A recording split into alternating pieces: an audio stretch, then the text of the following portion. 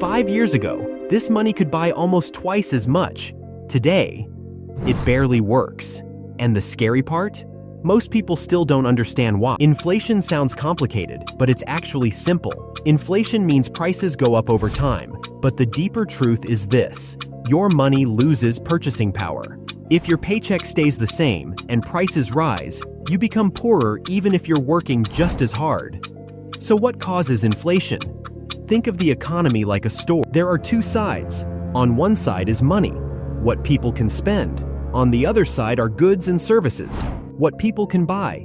When those two sides grow at the same pace, prices stay relatively stable. Inflation happens when the balance breaks. One big cause is demand rising faster than supply. That can happen in a few different ways. First, people have more money to spend. During crises, governments and central banks often pump money into the economy to prevent collapse. Stimulus checks, lower interest rates, cheap loans, all of that increases spending power. If production can't keep up, prices rise because more people are competing for the same things, more money chasing the same goods.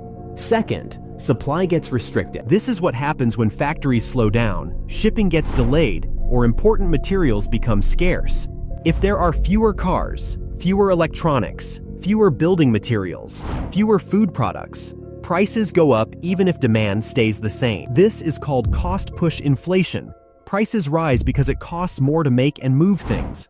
Third, energy prices. Energy is built into almost everything. If oil, gas, or electricity becomes more expensive, it increases the cost of transportation, manufacturing, farming, and packaging. That cost doesn't disappear. It gets passed down the chain until it reaches the consumer. Fourth, expectations. This is the one most people don't talk about. If businesses expect costs to rise, they raise prices early. If workers expect prices to rise, they demand higher wages. If landlords expect rising prices, they raise rent.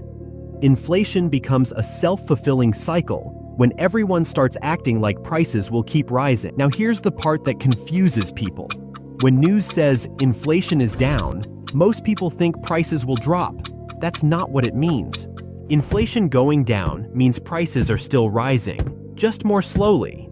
Example, if inflation was 8% and drops to 3%, prices are still going up. They're just going up at a slower rate. For prices to go down overall, you need deflation, and that is rare and usually associated with economic pain. So why do prices often stay high even when inflation cools? Because many price increases become the new normal. If a company raised prices and customers kept buying, there's no incentive to lower them. If a landlord raised rent and units still got filled, rent stays high. So inflation slows, but the higher price level remains. Now let's talk about what central banks do. Central banks like the Federal Reserve raise interest rates to fight inflation. Interest rates are the cost of borrowing money. When rates go up, loans get more expensive. Mortgages cost more, car loans cost more, credit cards cost more. This slows spending, and when spending slows, demand drops. That reduces pressure on prices. This is why raising rates can reduce inflation, but it comes with a trade-off. Higher rates can also slow the economy too much. Businesses invest less. Hiring slows. Layoffs can happen. That's why fighting inflation often feels like choosing between two kinds of pain. High inflation makes life unaffordable. High interest rates make debt unaffordable. And now, the final piece. Wages. People ask, why doesn't my salary keep up? Because wages move slower than prices. Prices can change overnight. Pay raises happen yearly, if you're lucky. So even if wages rise, they often lag behind inflation, especially when inflation spikes quickly. That's why inflation feels like you're running on a treadmill that speeds up without warning. So what's inflation? In one clear explanation, inflation is when the economy's balance breaks. When demand grows faster than supply, when costs rise, when expectations shift, and when money loses value relative to real goods. It's not just one villain, it's a system reaction. Understanding inflation won't instantly make groceries cheaper tomorrow, but it explains why your money feels weaker, and why this isn't just happening to you. If this helped you understand inflation in a simple way, hit like.